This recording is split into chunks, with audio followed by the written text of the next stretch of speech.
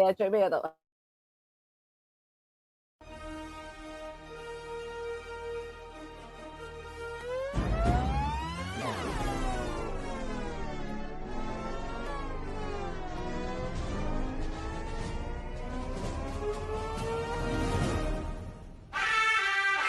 打遍天下揾波手，補粉專才遍全球，補粉專才區。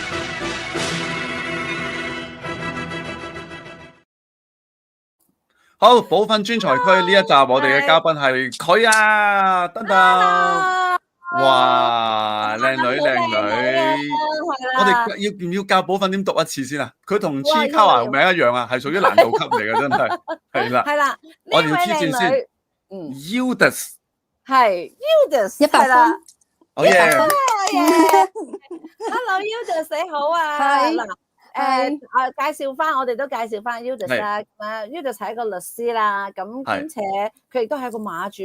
如果大家係補粉嘅話，呢條題目你一定識嘅，係啦。我哋咪成為個馬主補粉，係啦，咁樣嘅，咁就係佢啦，呢位律師嚟噶啦。係喎，阿 Eudes，同啲補粉打個招呼先。係啊 ，Hello 各位補粉 ，Hi，我識咗你哋好耐噶啦。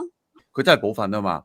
佢真係想咧幫啲補粉咧就普及一個法律知識。咁話說阿田阿 Eudes 佢點解突然間會留意我哋節目裏邊係需要提供呢一個平安紙嘅信息俾大家聽嘅咧？嗰個典故係點嚟嘅咧？真係話說有一集人妻咁咧，阿 Eudes 咧聽完之後咧就話係啊，真係需要嘅。嗰集人妻就係講咩？我哋上次嘢講咗就話結婚註冊與唔註冊，即係註咗冊但唔擺酒，擺咗酒又唔註冊嗰個婚姻關係咧，令到即刻咧叮咗啦 Eudes 嘅時候，係啊，好多人咧就係因為咁樣，你有夫妻嘅名義，但係法律上面你唔係夫妻咧，你就中伏噶啦咁樣。於是乎就提出真係啊有個叫做法律三寶咧，好緊要係啦咁樣。係啊，邊三寶咧 Eudes？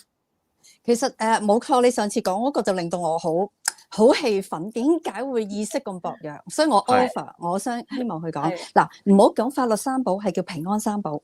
哦，平安三寶，係啦，三寶係啦，平安三寶係我哋嘅平安紙啦，正式個名叫遺囑。第二個 Enduring PA 持久授權書。第三個而家講得好行噶啦 ，Advanced Medical Certificate 就係一啲預設嘅醫療指示。嗱，我哋今日講平安紙啦 ，touch on。好啊。點解我咁氣憤咧？因為我發覺我嗰日聽你哋嘅人妻係，原來係好多人對結咗婚之後，大家嗰個財產上嘅保障啦，或者冇結婚，大家嗰個 access 嘅分配啦，死咗唔死咗，我原來係搞埋晒一堆係完全錯晒嘅噃，即係冇講清楚嘅。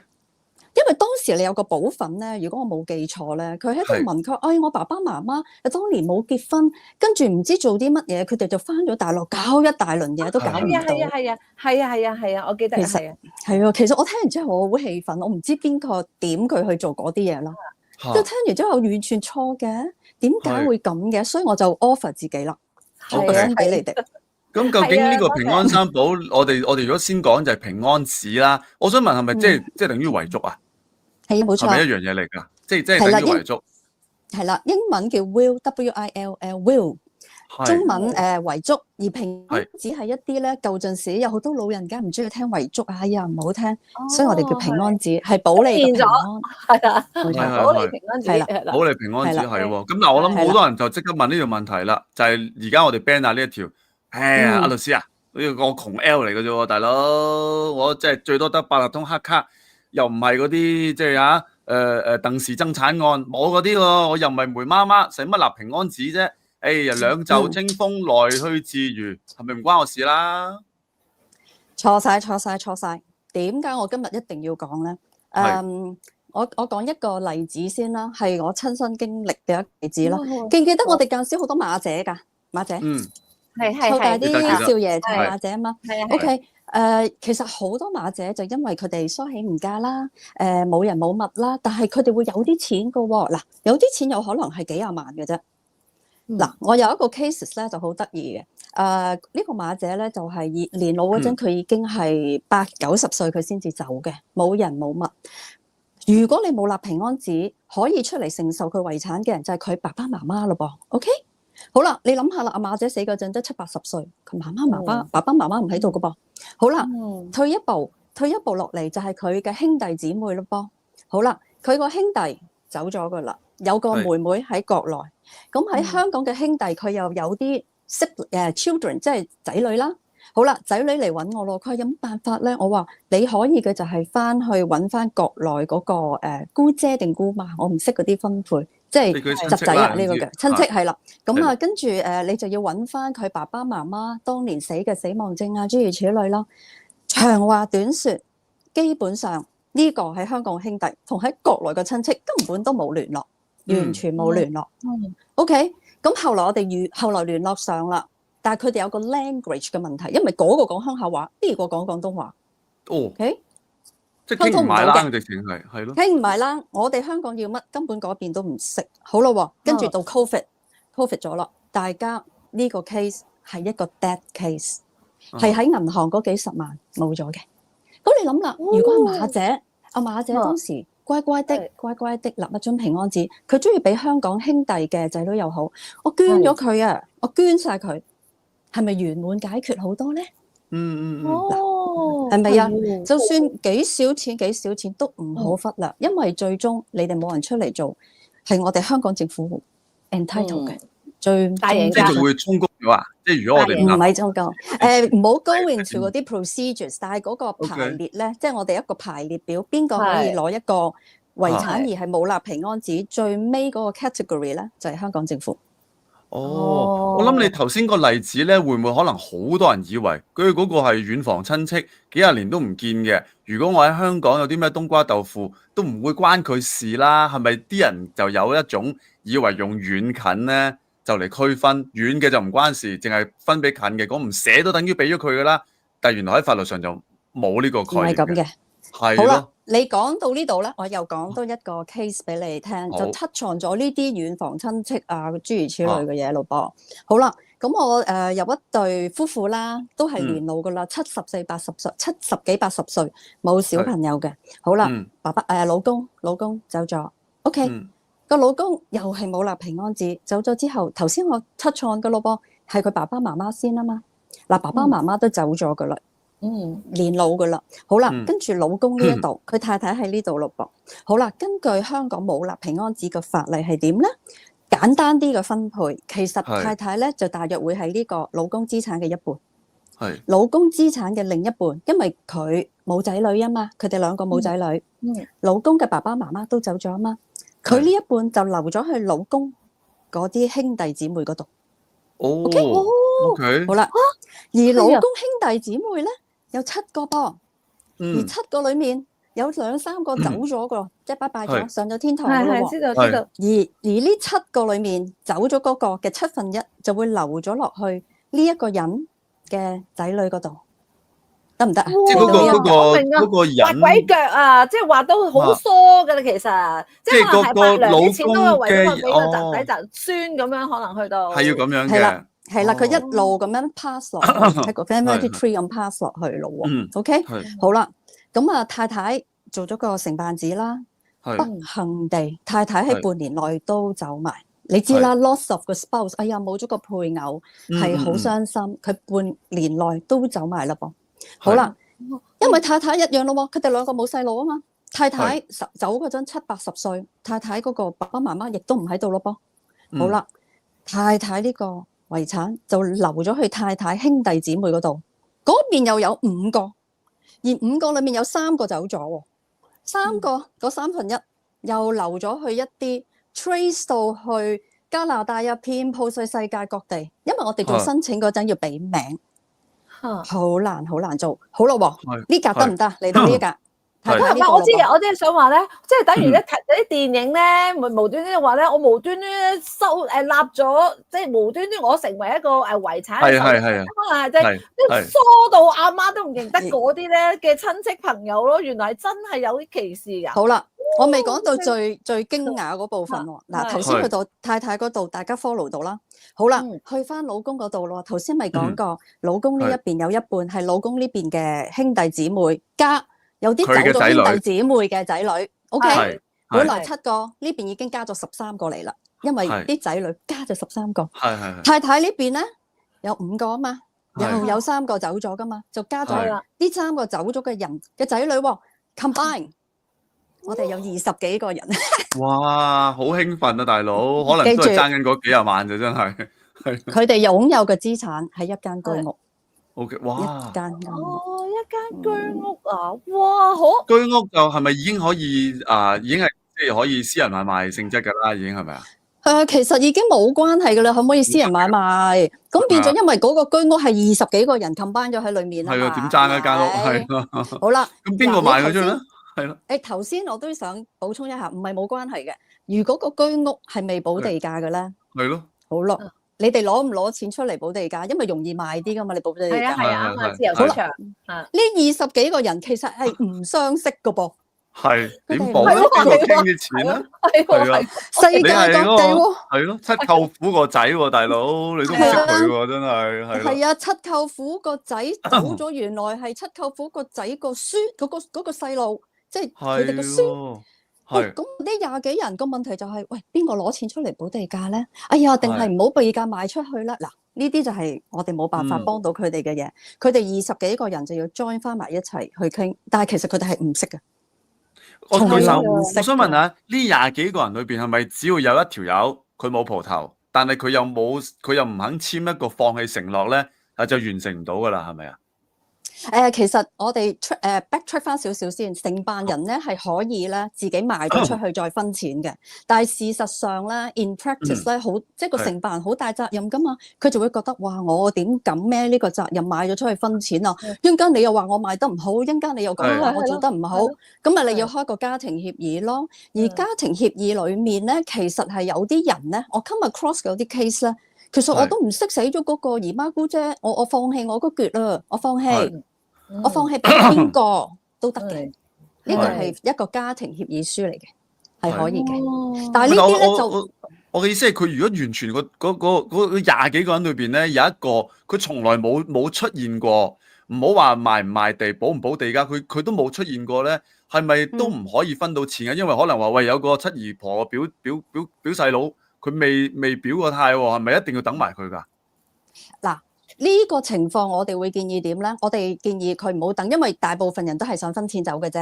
邊個唔出現嘅咧？登報紙咯，喂！而家好多 social media 噶嘛，social media 揾佢啦，登報紙咯。佢嗰橛咧就擺喺律師樓，等佢出嚟登報紙諸如此類咯，冇辦法，冇辦法嘅。但係我個經驗係咧，通常都會出嚟嘅。通常都會出嚟。佢哋有佢哋有佢哋個方法揾到嘅。有錢，有錢係啦，嚟啦，係啊，咪真係唔關我事，我同佢真係冇能力，冇親戚關係，或者諗唔到，但係我又攞佢，我唔好意思嘅喎，咁樣，即係有啲人會咁噶嘛，但係點？有啲人捐咗佢㗎，有啲人捐咗佢㗎，係啊，用走咗嗰個頭先個例子，譬如係嗰個太太用佢個名義捐咗佢㗎，有㗎，我見過㗎，OK，咁係啊，有㗎。好 nice，所以頭先個阿 Eudes 講個情況咧，就係佢話俾你聽，唔係因為你嘅財產好大嚿，但係因為可能繼承你財產嘅人好大嚿，所以你先要立平安紙。如果你唔立嘅話咧，就大件事啦。嗰堆人就踢世界盃咁樣咧，就同你爭啦，一劃32強出嚟咁樣。係噶，其實係個過程好痛苦，個過程好痛苦，牽涉嘅費用亦都會好大啦。咁為何唔立一張平安紙，你就妥善處理咗佢咧？你可以係捐，你可以係譬如，我都唔識呢啲姨媽姑，即係我啲侄仔侄女遍佈世界各地嗰啲，我從來冇見過。不如俾我樓下個看更，佢對我好好㗎，日日幫我推輪椅。阿子成日發夢都諗呢樣嘢㗎，係啊，隔離鄰舍手網相助，係我幫你撳 lift 㗎，你記唔記得啊？每日都我幫你撳 lift 㗎，每日見到你我都同你講，哎呀，乜太早晨啊咁樣。喂，嗱，題外話，你知唔知又係呢個 Orange Temple？ 有一個 H 嘅家族，佢哋係家族生意嚟嘅。你哋唔知有冇留意咧？佢係將自己嘅遺產留咗俾佢嘅家丁。唔知喎。係啊。不過我哋成日聽外國人就唔外國嗰知啲會係㗎，留俾自己咯。係啊，係係啊，啊，係啊，係啊，係啊，看護啊、家丁啊，總之係同佢最 close、最臨尾嗰10年、8年、20年咧，就照顧佢嗰個咁樣咯，係啊，係啊係啊。係啊係啊係哦，啊，喂，好阿有趣㗎。 Eudes 補粉，我問咧，可能呢個都係大家一個常見嘅係啊，概念，就係係啊，話乜唔係如嗯果阿老公死咗自動俾晒老婆嘅咩？係咪唔正確㗎？嗱，要睇好多個情況。第一，係佢哋有冇小朋友先，有冇仔係女先係？OK，就係話啦，頭先如果我冇嗱平安紙，我但係得個女，係咪淨係到最後尾都係俾個女咧？咁樣係啦，即係好多咁部分原來呢啲問題唔係嘅，嘅即係頭先阿咁 Eudes 你又講嗰個例子，咪就係有乳房咯。喎，係咯，講翻呢個例子先。咁你淨係講你得一個女，咁你老公咧？你有冇老公啊？係咯，係啦，可你有冇老能佢離咗婚咧，公啊？可能離咗婚係嘛？對唔住，我唔知呢個部分 OK 係咪啊？即係問嗱係啦，係啦呢度咧咁點解就係我後期又想講，亦都係平安紙可以保障 minor 未成年子女嘅利益㗎啦。嗱，呢條係問題咧好難咁樣概括去答啊，因為我又唔係好知你有冇老公，我又唔係知你有冇離婚，即係呢個個女係比較有幾大困難去。個咁樣？係係啊，個係女有幾大個咁，係我呢個係唔解答得到。呢個咧你俾多啲資 Polly 料話我冇伴侶、冇仔女、冇物業、冇財產，係咪就唔使立平安紙咧？有兄弟姊妹，有下一代。好，我想問你有冇公積金？你有冇保險？哦，係喎，有冇啊100幾十都有嘅，我估係啦。 ？OK，你買嗰份保險如果有儲蓄成分，而你買保險嗰陣你冇，我哋叫 designate 一個 beneficiary，即係冇指定嘅受益人。係嗰份保險賠嘅錢其實係以你就係冇立平安紙咁樣分落去嘅噃。阿 Polly 啊哦，即，Polly 係話細心聽啊，Polly。係啊，即係連今日 MPF 唔計嘅嗬。如果佢連保險都冇買，但係可能係有供 MPF 嗰嚿錢咁點處理啊？即係係喎即係，MPF 其實冇 MPF 冇寫話嗰嚿錢，如果係咯你走咗冇受益人俾邊個㗎嘛冇寫嘅喎，係喎。係啊正確啊，田嚇又係睇你有冇立平安紙，冇就係頭先所講，你有冇老公啊，有冇仔女啊，有冇呢樣啊？大家一路咁樣排隊落去分啦。咁其實大家補粉們點係解少少嘅事而家唔做咗佢，要令到你無端端走咗？嗱，係走唔係一定年老噶，你可以係係 accident 走，係係咪？你永遠唔知。係你要 MPF 你個保險，點解而家唔妥善做晒佢咧？係係咪啊？呢個唔好唔好你打年留嘢俾保嘛人啦。 MPF 都當遺產㗎咁樣喎，佢梗係都係錢嚟㗎嘛，傻豬。喂，我諗係冇諗過噶嘛，即係你會覺得呢啲唔係我哋傳統概念上面嘅財產咧？你成日都以為攞住個寶箱裏邊有幾張瑞士銀行本票嗰啲先係財產嚟噶嘛？原來係咯 MPF ，MPF 都係錢嚟嘅，你供緊㗎嘛，係傻豬係係等你65歲攞㗎嘛，但係你可能65歲對唔住啊，即係萬一大吉利是嘅時候，嗰啲咪係你嘅錢咯，唔係歸政府嘅喎，啲錢我辛辛苦苦儲嘅喎。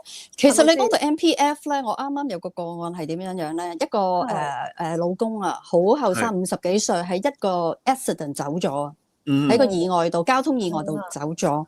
其實係真係冇資產，除咗個 MPF，就係呢個賴嘢啦。好啦，哦跟住呢個仲 complicated 啲嘅，complicated 少少，因為咧佢就老婆啦、仔女啦，個仔女係未成年㗎。係咁我哋搞遺產嗰陣，如果牽涉到未成年小朋友嘅利益啦，我哋有兩個執行人，有兩個 administrator 遺產承辦人出嚟做。呢位太太就話：我真係諗唔到佢咩人，我完全冇意識，冇人會幫我。係咁跟住點做咧？好彩呢個小朋友當時係16歲，我哋等咗2年，等咗2年先申請呢個遺產承辦，做咗啦，佢就去攞翻個 MPF。但係記住喎。如果老公當時有張平安紙，我哋咪可以即刻做咯。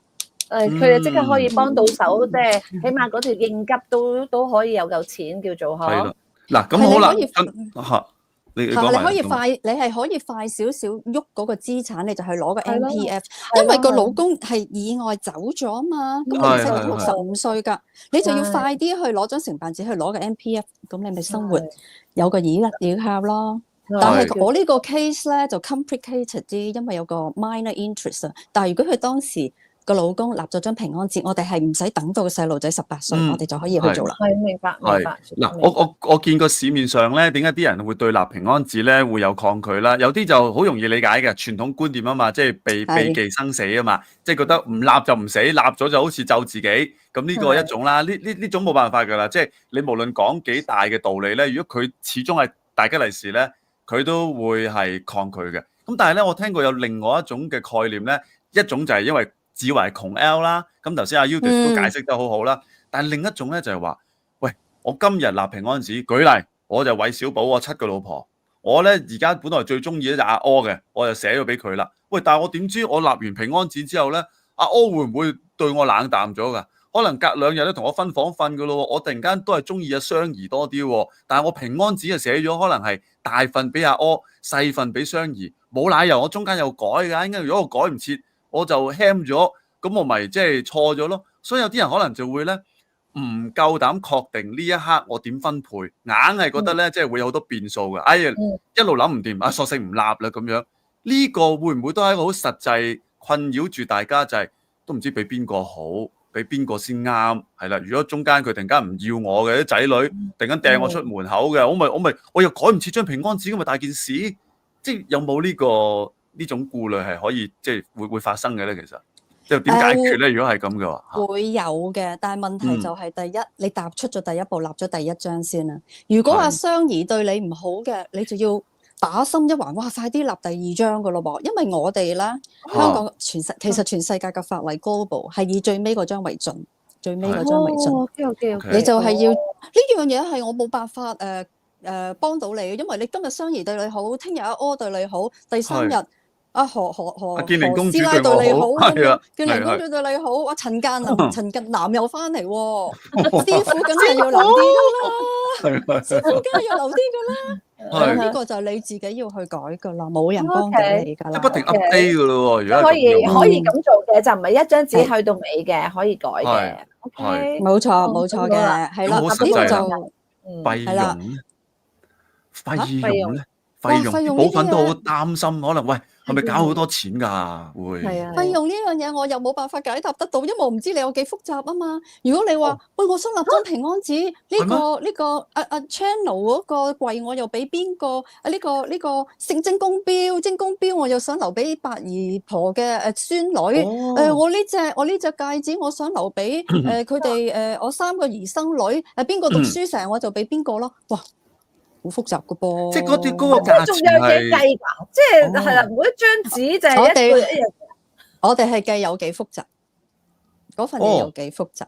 即係如果我淨係寫話，我將所有錢淨係分錢嘅啫，物品唔分嘅，就會簡單啲。如果我又好似阿田咁樣有個香水櫃，我又要分上面3層俾阿榮榮，下邊3層就俾樂樂，阿華一格都冇嘅，係啦，咁就好複雜啦，就會變咗貴啲。呢啲會係複雜，加埋我就私人咧，我就好唔建議人哋。我哋呢啲叫好 specific 嘅 gift 㗎，因為阿田香水櫃有可能你有一日哇噴得好犀利啊，香水櫃都埋啦，但係你將 will 寫咗，咁呢個 gift 冇咗㗎咯噃 lapse 咗㗎咯噃。咁到時有話哇點解會冇咗個香水櫃㗎？咦明明喺度㗎喎，但係佢都唔知你噴完咗啦。咁啊，大家又有得嘈啊，無謂啦！我自己覺得，除非係有啲sentimental value 嘅嘢啦。哇！呢隻結婚戒指又話俾我，一定要留俾榮榮，我死人都唔會賣噶啦。咁你就鬧啦，唔係都係我自己覺得一啲 general 啲嘅嘢，你有個 flexibility，我自己比較中意咯，係咪啊？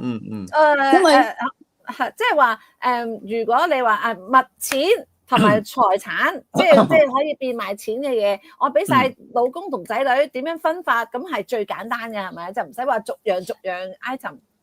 同埋佢話物品你都要睇下會唔會可能係啲會消耗或者會好容易冇咗咯，可以唔見咗，有或者你已經送咗俾人。嗱，我自己覺得，譬如好似老公啊、仔女啊，如果你哋全家人係好融洽嘅，你覺得我想分3份啦，大家一人1/3啦，我會開心啲嘅，咁咪做啦，咁啊會係簡單噶啦。嗱，咁有啲 cases 我試過係點咧？有啲 cases 啦，譬如話男女冇結婚，但係個女士譬如有細路仔嘅，咁個女士咧，因為呢個男士就同佢一齊好耐，亦都係好有感情。平安紙就可以寫到點咧？我呢個物業俾阿男士住到佢百年歸老。嗱，阿仔衰仔乖仔，你哋兩個咧又諗起阿豪仔兩隻狗添。衰仔乖仔，你哋兩個一定要俾阿 uncle 係我聽咗你好耐㗎啦。衰仔乖仔，你要俾阿 uncle 住到佢百年歸老，你哋兩個先可以買呢層樓。係哦，係，因為所以你話哦，可以㗎，好多變化。所以你話有冇一個好 general 嘅收費？我真係要改變寶芬嘅觀念，係你有幾複雜嘅嘢啦。如果你話好簡單嘅，唔會太貴，但係你要講到我頭先講嗰啲咧，係會比較複雜，同埋我要好清楚你嘅情況。嗱，好似頭先個例子，嗰個女士走上嚟好坦白，嗱，我同佢冇結婚，但我哋一齊好耐，我真係想咁樣安排。咁我哋咪要同你傾完我哋先 draft 咯。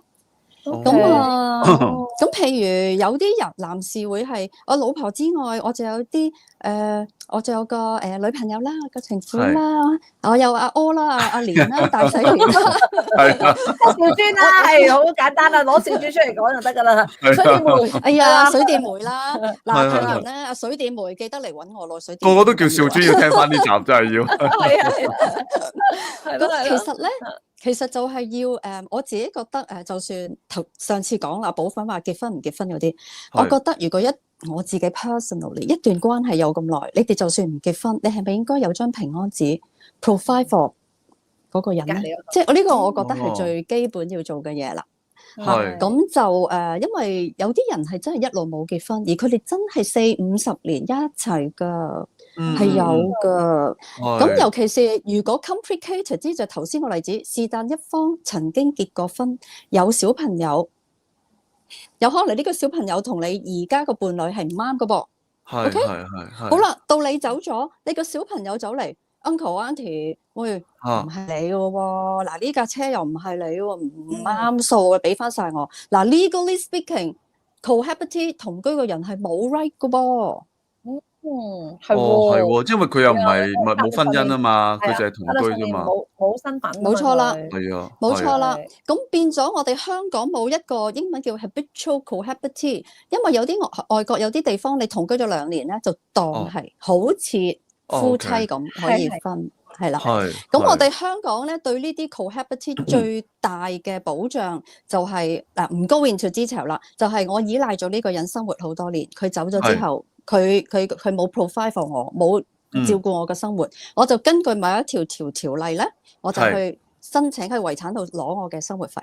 嗱呢個 complicated 啲，即係輕帶一帶，明，太複雜㗎啦。係啊，所以最正路做法就係話，你只要唔係真係咧露宿街頭1蚊都冇嘅，你哪怕係有啲 MPF 啊、有儲蓄啊、有個香水櫃嘅話咧，哇！如果留俾三寶律師小姐幫我做證，多謝。太客氣啦，受唔起。即係話你都應該要避免爭拗咧，可能真係都要立平安紙。咁而且sorry 呢位寶粉啊，你上嚟啊，我即刻幫你做。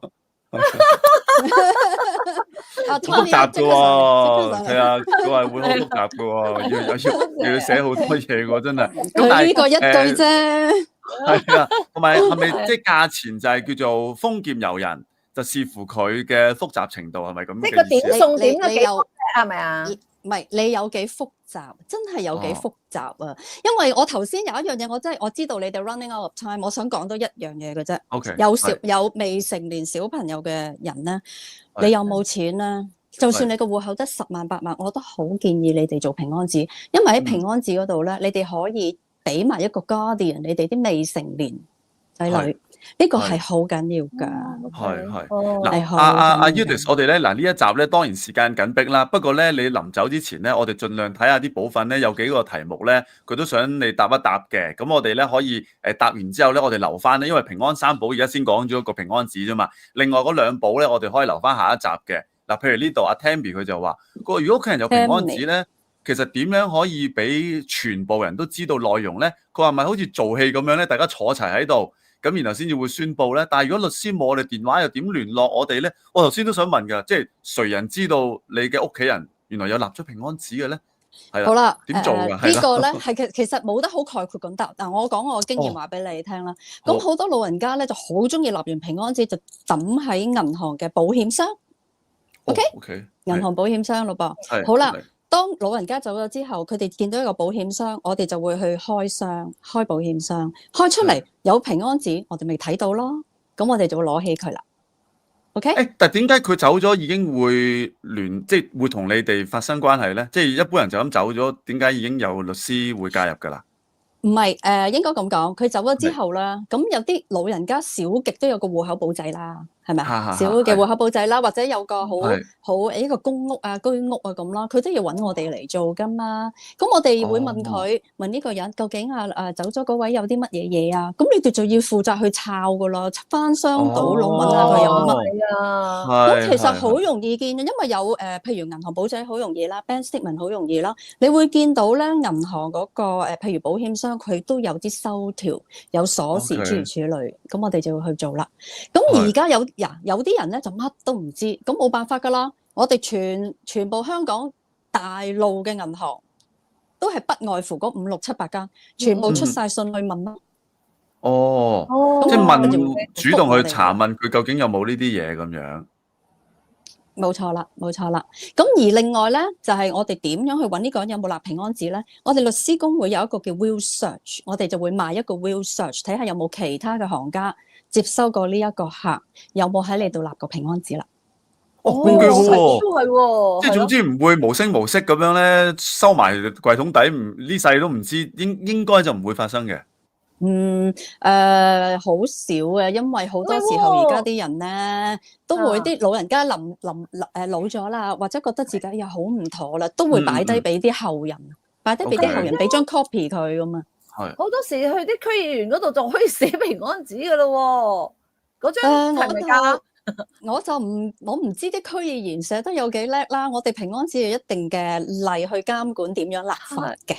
但係就譬如你嗱，最重要平安紙係個 drafting 好緊要。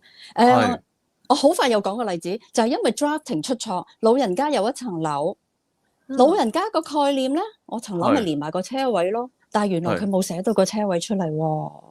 嗰張平安紙做咗之後，就淨係講個樓啦，而個車位 missing out 咗喺張平安紙度冇寫到，哇大件事啦！因為呢個車位咧，我哋係要以無平安紙嘅法例去分，我哋 draw 咗13個人翻嚟。OK， 哇！平安紙因為寫漏咗一格個 drafting 問題啊，即係問漏啊。啱啊，即係可能真係佢唔為意啊嘛，係啊，要重要嘅嘢咯，好重要嘅嘢咯。明白。咁呢啲都係要有陣時係要講 experience 咯。譬如我哋見到啲人，問下，譬如見佢靚靚仔仔、後後生生，呢個屋企之外有冇其他小朋友㗎？有冇？有啲人你要照顧㗎。佢話咧知道好多嘢嘅，其實都咁係一定，佢一定要坦白俾你聽噶嘛，因為如果佢對住你都隱瞞嘅，嗰個爭拗就沒完沒了噶啦，係啊，係啊，咁有啲人上到嚟疑疑我嘅，即係我個朋友嗰個，我有個朋友個朋友問咧，如果係咁咧，咁多數。咁我就會知道，你一定係有啲好難以啟齒啦。咁我就會主動去問咯。係啊，所以咁講啦，因為咧，其實我哋琴日將呢個 post 擺出嚟之後咧，其實有部分咧真係有一個好有趣嘅建議嘅，佢就話：喂，你估咧，你哋有冇可能直情搞一個咧法律講座啊，或者可能一個活動咧，即場請啲保粉咧去幫手登記，即係為佢哋做呢個平安紙嘅登記服務。當然係會俾錢啦嚇。但係佢就會好想話一次過咧就招呼好多保粉，但係而家我聽阿 Eudes 你咁樣講咧，係咪呢件事係唔可行咯？因為每個 case 有咁多私隱，又有咁多細緻度，如果你話搞個講座，一間湧咗幾百個保粉嚟，係唔會登記到噶嘛？咁樣係咪啊？唔會做得到噶。你想唔想我哋細個睇中醫啊？記唔記得我細個睇中醫係點啊？一間房全部人係啊，後面排隊聽晒你有咩病啊？係啊，生痔瘡係嘛？叫你唔好咬咁多噶啦，係嗱，你嗰個生痔瘡，你隔離嗰個嗰個梅毒嘅下一個入嚟咁樣。係啊，唔係經期幾時到啊？幾時到？最尾一日係幾時？你啱，係咪啊？係啊，即係去咗咁咧，就唔 work 噶啦，唔 work。係，不過唔緊要，我嚇。即係如果你真係做呢樣嘢，你係需要一個地方有一間房 at least，但唔好拉布簾嗰隻喎。拉我呢一樣聽到。一日又聽到。一樣聽到，不過唔緊要嘅。我話我哋知道補粉咧，係真係對呢一個平安紙啦，或者可能對自己點樣去處理未來咧，係有好大嘅即係關注嘅話咧，我哋可以再同阿 Udis 我哋再諗下啊，有冇啲咩其他方法可以即係都唔係話你嚟到就已經可以立到，但係會唔會有第二啲知識可以普及啊，俾大家認識下咧？我哋可以再同阿 Udis 傾下嘅啦。不過今集咧就真係已經咧，即係隻馬過咗終點㗎啦。過時好多謝你啊，真係。因為都話成日話同律師傾偈要斷分鐘計嘅錢㗎嘛，佢同我傾到9個字啦。係啊，其實仲未完㗎，係啊，真係。最尾tips，聽晚係咪有孖仔跑啊？係咩？聽日有馬跑啊？我未未做功課，我未跑，我未做功課。未做功課，唔緊要，問阿姐，係啦，問阿姐，係啊，唔係聽日點啊？啊，係唔係聽日啊？係咪今日啊？今晚啊？禮拜三，今日禮拜三係我唔跑馬嘅，我都覺得我都冇理由聽日嘅，聽日禮拜4喎，真係。今日禮拜3係今晚啊 ，OK。係而家一個禮拜跑2場馬啊嘛，係咪啊？